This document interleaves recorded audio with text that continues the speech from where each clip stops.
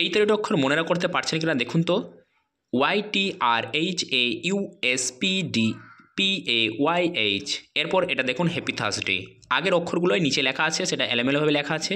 এমন কিছু কৌশল আমি এই ভিডিওর মধ্যে দেখাবো যা আপনার পরীক্ষায় নম্বর পাওয়াতে সহজ হবে, তাই ভিডিওটি প্রথম থেকে দেখুন। চলুন শুরু করি। আপনি দিনরাত পড়াশোনা করেন, কিন্তু যদি বন্ধু আপনার থেকে 10 গুণ কম পড়ে তাও আপনার থেকে বেশি নম্বর পায়, তখন আপনার কেমন লাগবে? আপনি যখন ঘন্টার পর ঘন্টা পড়াশোনা করে নিখুঁত নোট তৈরি করেন, তখন আপনার বন্ধুরা পড়া শেষ করে খেলাধুলার জন্য বেরিয়ে পড়ে। সবাই বলে কঠোর পরিশ্রমের মাধ্যমেই সফলতা অর্জন করা যায়, কিন্তু বাস্তবতা হলো কঠোর পরিশ্রমের পাশাপাশি স্মার্ট ওয়ার্ক জরুরি। আমি এই ভিডিওতে এই স্মার্ট ওয়ার্কের জন্য এমন 12টি টেকনিক বলবো যা পড়াশোনায় প্রয়োগ করতে পারলে মাত্র 3 ঘন্টা পড়াশোনা করে আপনি 10 ঘন্টা পড়াশোনা করার থেকেও ভালো নম্বর পেতে পারেন। নবম কৌশলটি সবথেকে গুরুত্বপূর্ণ, যার মাধ্যমে আপনি যে কোনো অধ্যায় একবার পড়ে মনে রাখতে পারবেন। তাই পড়াশোনায় এই 12টি কৌশল প্রয়োগ করার জন্য অবশ্যই আপনি খুব মনোযোগ সহকারে এই ভিডিওটার প্রথম থেকে শেষ পর্যন্ত দেখবেন। প্রথম কৌশলটি হলো, ধরুন যে এই দুজন ছাত্র দুজনেই 6 ঘন্টা করে পড়াশোনা করত। তারা দুজনেই সমান সময় পড়লেও তাদের নম্বর অনেক পার্থক্য তৈরি করে। ছাত্র বি এর নম্বর এ এর থেকে অনেক পার্থক্য ছিল। গবেষণায় দেখা গেছে যে আমাদের মস্তিষ্ক গড়ে 30 মিনিট থেকে 1 ঘন্টা সময় পর্যন্ত 100% মনোযোগ সহকারে পড়াশোনা ধরে রাখতে পারে।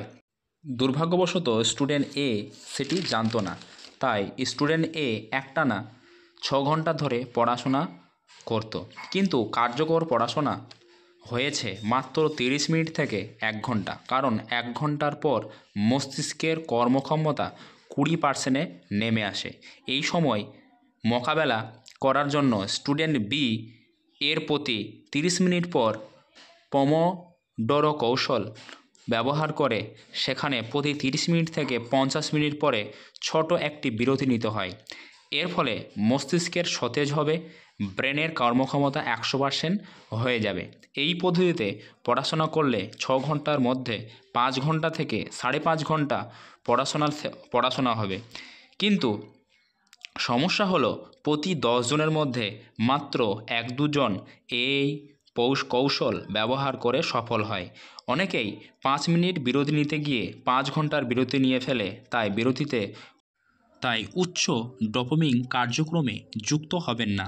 সবচেয়ে ভালো কার্যকরী উপায় হলো 5-10 মিনিট এর জন্য আপনি ঘর থেকে বেরিয়ে একটু হেঁটে আসুন, যাতে আপনার মন সতেজ থাকে। পরবর্তী টেকনিক হলো পাওয়ার অফ প্ল্যানিং। আপনার কি কখনো এমন মনে হয়েছে যে আপনি পড়তে চান কিন্তু পড়তে মন চায় না? এর কারণ হলো আপনি আপনার দিনটিকে ভুলভাবে পরিচালনা করেন বা পরিকল্পনা ছাড়া দিন পার করেন। ধরুন ছাত্র এ এবং ছাত্র বি দুজনেই পোমোডোরো কৌশল ব্যবহার করে, কিন্তু পার্থক্য হলো স্টুডেন্ট এ সকালে ঘুম থেকে উঠে প্রথমে ফোন হাতে নেবে, তারপরে গেম খেলবে, তারপর অর্ধেক সময় নষ্ট করার পরে পড়াশোনা করবে। অন্যদিকে ছাত্র বি সকালে ঘুম থেকে উঠে প্রথমে পড়াশোনা করবে, তারপর কাজ শেষ হলে পুরস্কার হিসাবে ফোন হাতে নেবে। এখন আপনি অনুমান করুন যে কার নম্বর বেশি আসবে। অবশ্যই ছাত্র বি এর নম্বর, কারণ ছাত্র এ তো আগে থেকেই তার মস্তিষ্কের ডোপামিন দিয়ে তার ব্রেনকে নষ্ট করে ফেলেছে, যার ফলে পরে তার পড়াশোনাতে মনোযোগ কমে গেছে। পরের টেকনিকটি হলো রোল অফ এনভায়রনমেন্ট। পরিবেশ আমাদের বাস্তবিক জীবনে গুরুত্বপূর্ণ ভূমিকা রাখে। একটি গবেষণায় দেখা গেছে যে যখন কোনো মানুষ যেই পরিবেশে অবস্থান করে, সেই পরিবেশ অনুসারে অভ্যাসগুলোকে প্রভাবিত করে। আপনার কতটা কার্যকরভাবে পড়াশোনা করতে পারবেন তা আপনার পড়াশোনার পরিবেশ গুরুত্বপূর্ণ ভূমিকা রাখে। যেমন রান্নাঘরে গেলে কিছু খেতে ইচ্ছা করে, বিছানায় গেলে ঘুমাতে ইচ্ছা করে, পার্টিতে গেলে আনন্দ করতে ইচ্ছা করে, আবার লাইব্রেরিতে গেলে পড়াশোনা করতে ইচ্ছা করে। তাই আপনার মস্তিষ্ককে এমনভাবে প্রশিক্ষণ দিতে হবে যাতে স্টাডি টেবিলে বসেই আপনার মস্তিষ্ক পড়াশোনার প্রতি আগ্রহ তৈরি করে। মূল কথা হলো যে আপনার পড়াশোনার জন্য এমন একটা জায়গা থাকা উচিত যে আপনার সেখানে গেলেই যেন পড়তে ইচ্ছা হয়।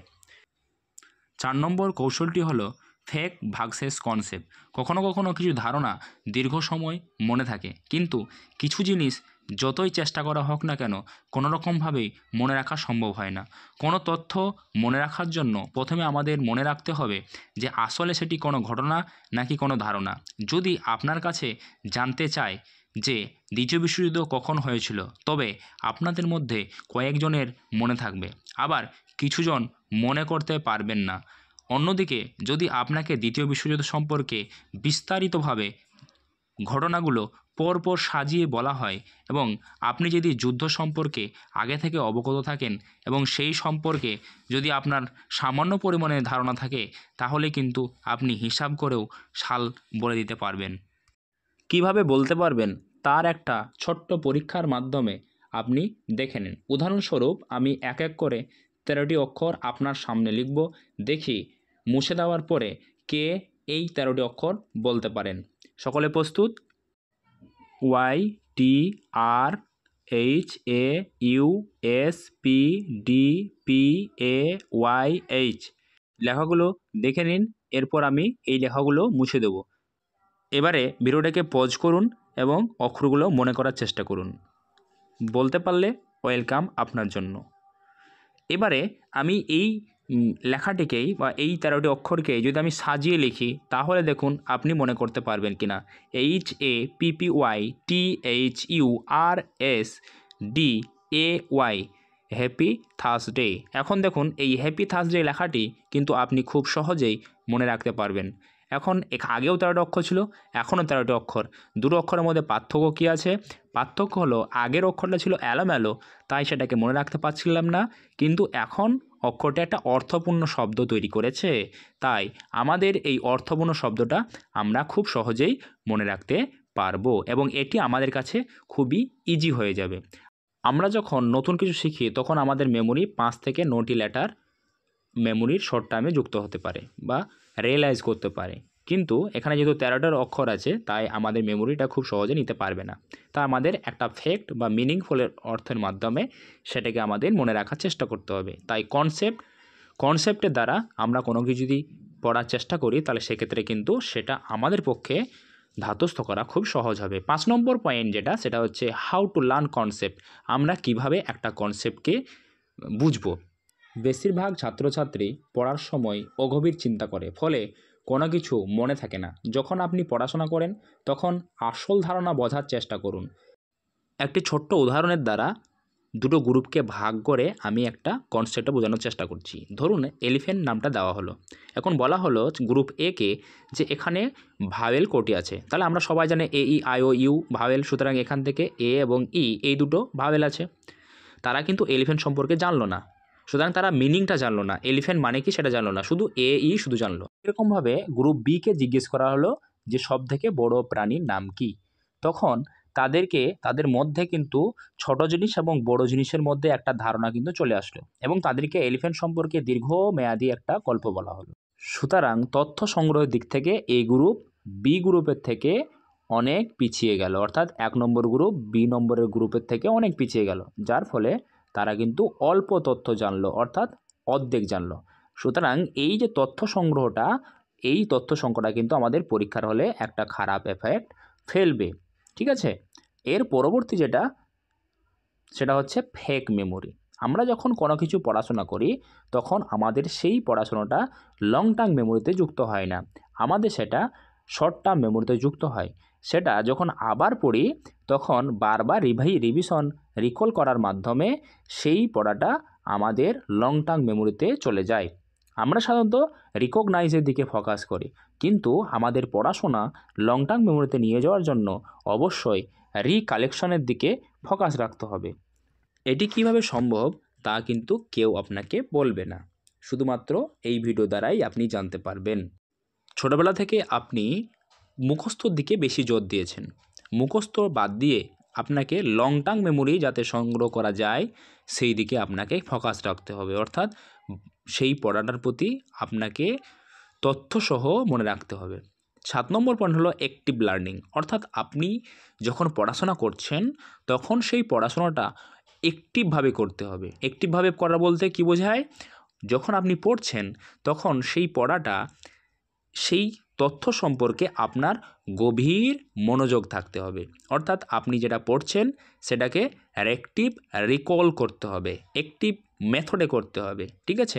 অ্যাক্টিভ মেথডে যদি আমরা করি তাহলে সেটা কিন্তু আমাদের দীর্ঘ সময় ধরে সেই তথ্যটা আমাদের ব্রেনের মধ্যে সঞ্চয় থাকবে, যার ফলে আমরা দীর্ঘ সময় ধরে সেটাকে রিভিশনের মাধ্যমে বা লেকচারের মাধ্যমে সেই বিষয়টা আমাদের ব্রেনের ভিতরে অর্থাৎ লং টার্মের ভিতরে কিন্তু সেটা সংগ্রহ করা সম্ভব হবে।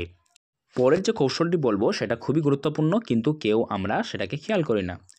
এ পর্যন্ত যতগুলো কৌশল শিখলাম, সমস্ত কৌশলকে কার্যকরী করার জন্য আমাদের নির্দিষ্ট পরিমাণে ঘুমানো অবশ্যই প্রয়োজন, এবং আমাদের শরীরের সুস্থতা সেটা সবসময় দরকার।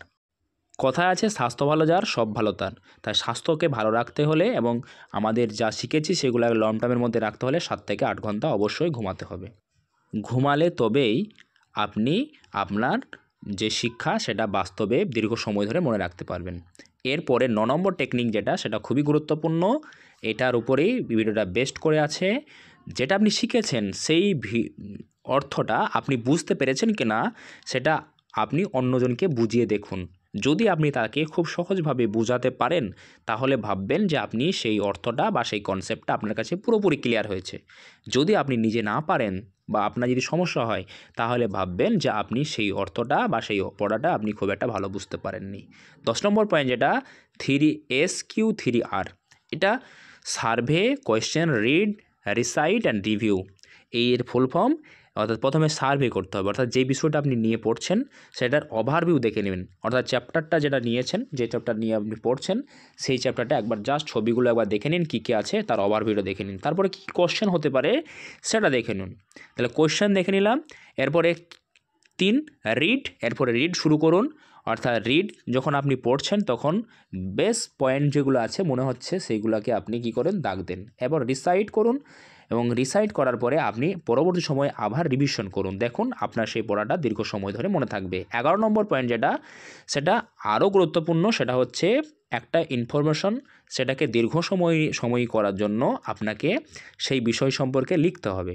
যদি আপনি সেটা লিখেন তাহলে সেটা আপনার তাড়াতাড়ি মনে থাকবে, এবং একটা সময় ধরে সেটাকে মনে রাখার জন্য আপনি পড়ার শেষে একবার সেই বিষয় সম্পর্কে প্রথম দিন, দ্বিতীয় দিন, তৃতীয় দিন এইভাবে লিখতে লিখতে আপনার হ্যাবিট তৈরি করুন। 12 নম্বর যেটা, সেটা কমপ্লেক্স ইনফরমেশন, অর্থাৎ যেটা জটিল, যে সমস্ত ইনফরমেশনগুলো আপনার কাছে খুব জটিল মনে হয় সেইগুলো আপনি সেভারাল টাইম বিভিন্ন রকম কালার দ্বারা, বিভিন্ন রকম থ্রো দ্বারা আপনি সেগুলোকে মনে রাখার চেষ্টা করুন। আপনি বাস্তবিক জ্ঞান দ্বারা আপনি মনে রাখার চেষ্টা করুন। তাহলে আপনার যে কোনো অর্থ বা যে কোনো পড়া সব কিছু আপনার খুবই সহজ হবে পড়াশোনার ক্ষেত্রে। আর যদি আপনি বাস্তবিকভাবে চিনতে না পারেন তাহলে কিন্তু